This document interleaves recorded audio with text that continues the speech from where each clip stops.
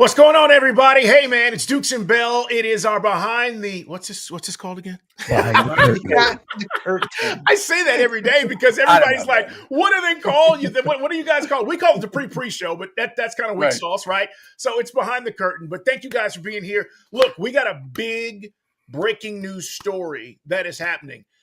As I like to say, developing story. We're going to see where this goes with the NBA, this investigation. There have already been arrests. FBI's involved.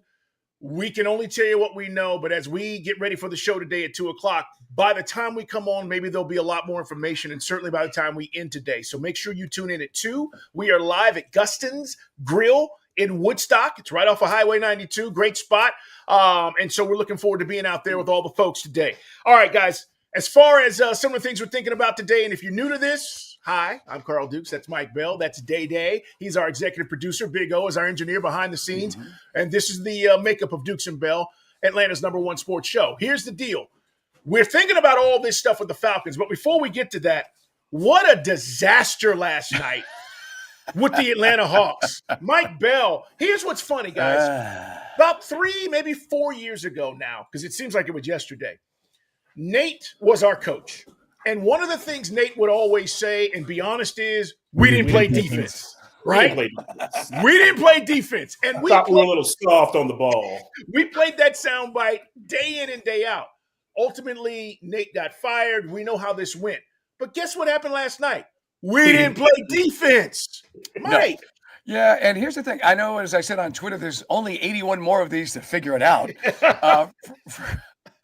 for coach and his staff. But out-rebounded by 20. I mean, especially in the defensive boards. Toronto got every single rebound. And the one thing I thought we were excited to see with the additions in the offseason, a better defensive profile, we got beat. I mean, it just looked lazy. Transition baskets. Our transition defense was literally non-existent. Even Bob Rathbun, was picking up on it along with Neek. It just none of that. And I don't know about you guys, and Oren and Day jump in. I thought Trae needed to be a bigger part. I know we said he's going to facilitate because he's got a better supporting cast. I thought Trae needed to take more shots early and more mid-range because later on he's just chucking threes. Yeah, you're right to that point.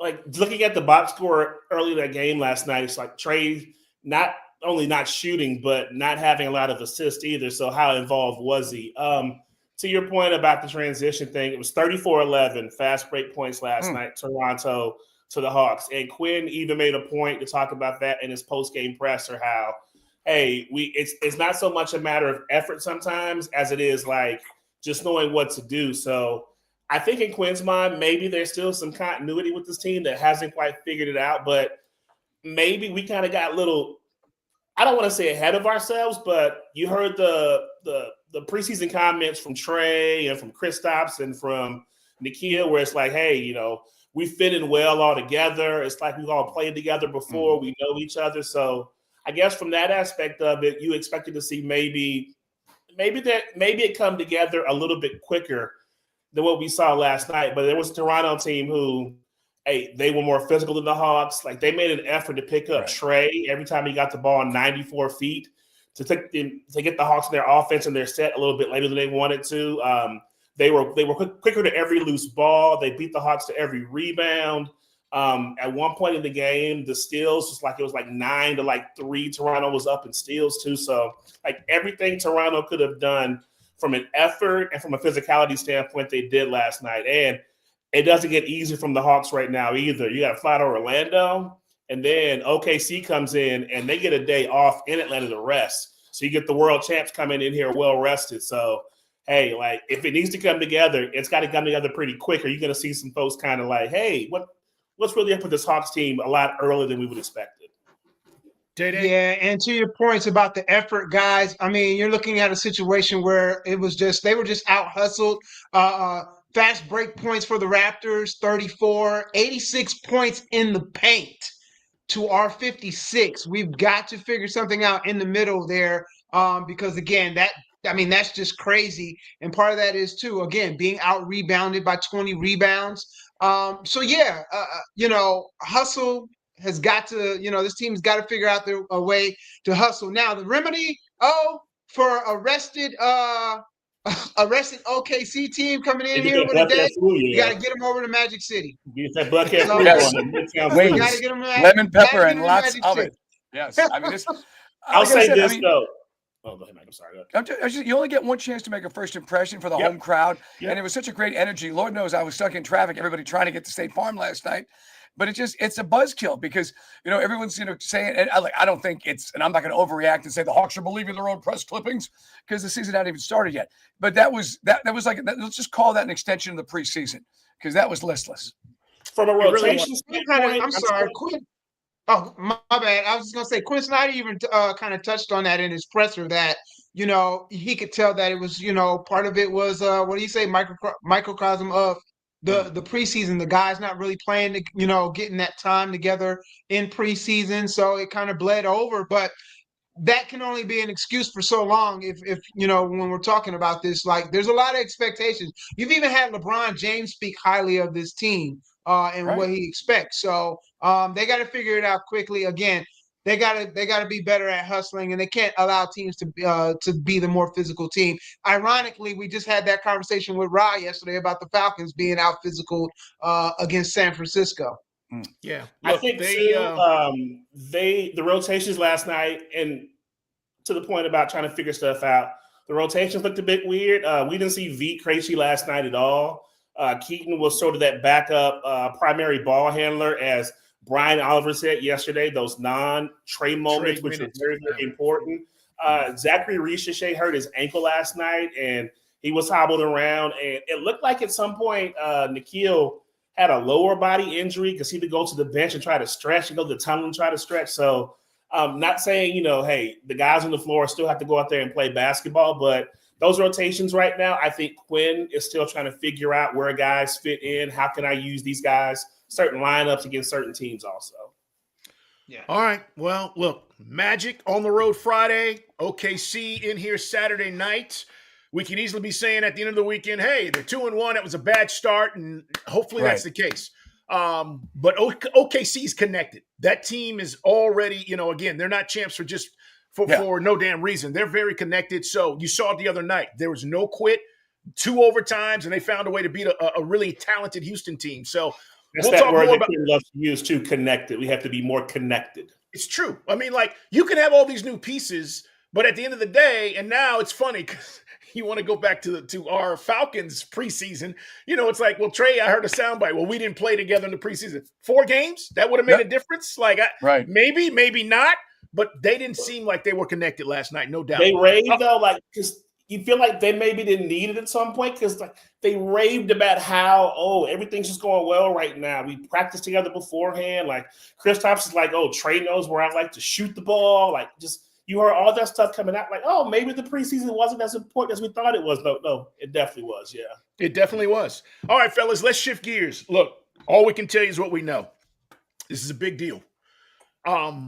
30 defendants across 11 states involving tens of millions of dollars in apparently rigged poker games. There have already been arrests this morning by the FBI to include Chauncey Billups, who's a Hall of Famer, Terry Rozier. When I saw this name, I had to do a double take because I go back with Damon Jones to his days at the University of Houston, and I'm like, he was arrested this morning, former Cavaliers player and assistant coach. He was among those arrested for allegedly providing inside information about NBA games to co-defendants who used it to play sports bets. Don't know where this ends or how this ends. What I do know is the NBA is in an old crap moment right now going, okay, what do we do, and where do we go? And, Mike, we've said this. All of this incentive, right? This was the untapped market for everybody in professional sports. The intention was we need to get in bed with these sports betting, entities. It will help improve our product because people will be more engaged, number one. Number two, we're going to, make more money than we've ever thought because that's the untapped market. Now it's come back to bite. We've seen this in baseball already. Now we're seeing it in the NBA. Now, it hasn't been as prevalent in the NFL, but guys, again, it's hard for us to sit here and say, hey, this isn't going on at a bigger scale. We don't know. Right. Mike, this is a bad look.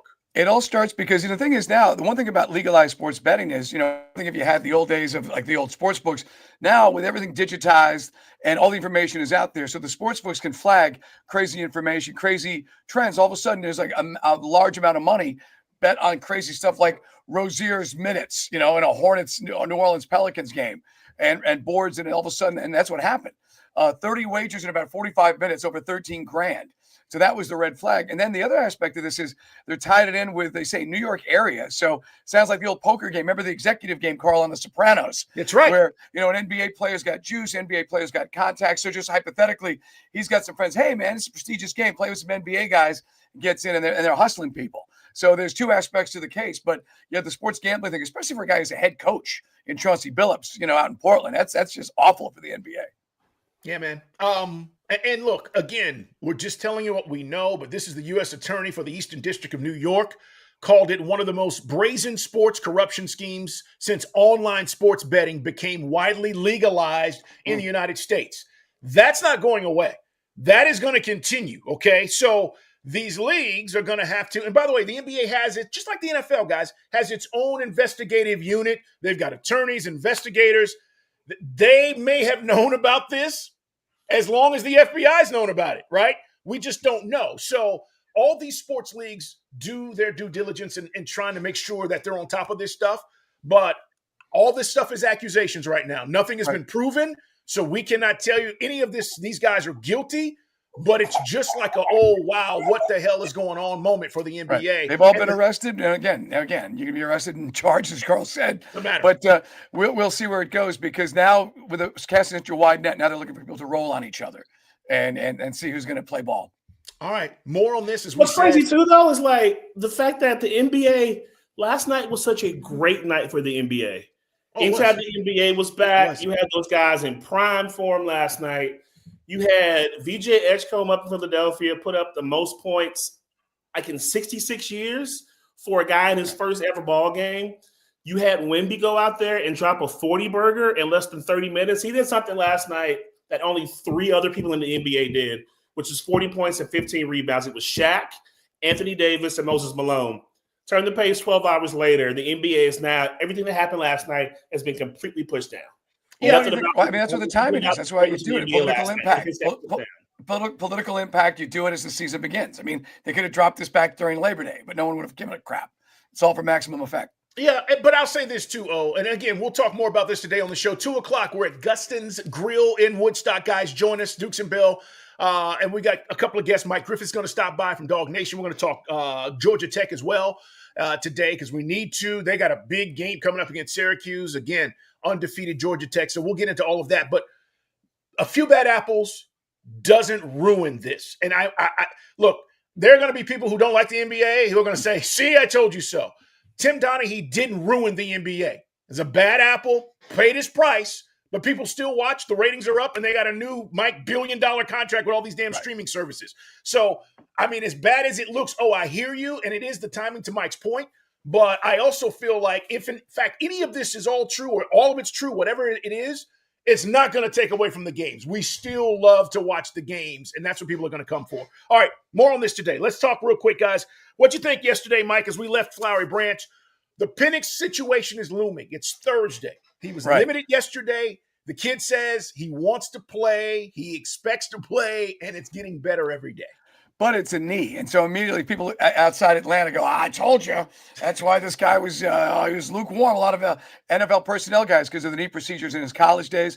But with the coach, actually, in our interview, reaches back in the back of his leg to say a bone in the back. I'm like, because initially it was reported as a foot or an ankle, but that's not the case. So, and it's not the shin, it's something back of the knee. So a little scary. But the thing is, now the Falcons, the last thing they want is the smoke of a Kirk Cousins quarterback controversy. But for all the guys out there that said, hey, just hold on to him. We got a $45 million insurance policy. Mm-hmm. Now you can cash it in. Now, the only question will be is what if Kirk Cousins goes in and balls out and the offense runs like a Swiss watch, in which case Carl and I show will be on cruise control between now and New Year's. But we'll see. We've kind of seen that before, though, right? Right. What? So we kind of seen it before. Remember, and granted, the circumstances were different, but maybe this is a way to kind of get maybe some similar results. Bryce Young, he gets benched in Carolina. Dalton comes in, plays well. They decide to finally go back to Bryce, and Bryce kind of Andy hurt his thumb. He had to sit because he hurt his thumb or something. Yeah, that's right. And then he comes back and he starts looking a lot better, right? So maybe in hindsight, could we be looking at a similar situation where if they do have to indeed sit Penix, if Kurt balls, I say let him ball. No, that's not at all what's going to happen, Damien. It's going to be a quarterback controversy. Fans going to be nuts. There'll be folks in this town that didn't want Penix. They'll be on Cousins. It's going to be the kind of smoke that no team wants. So hopefully Penix plays. Otherwise, I'm telling you, this is going to go off the rails. We want to get to the playoffs. Like well, we're trying to get to the playoffs. And then what if he does ball out, Coach? And Coach Reed Morris goes, let's see. This team hasn't been in the playoffs in 7 years. It's going on 8. My second year, and I got to play Kirk Cousins to win some games. Yeah, I'm on the hot seat if I don't get this thing done. Yeah. Right. I'm just saying. Wait. Didn't Kirk Cousins play his way out of this job?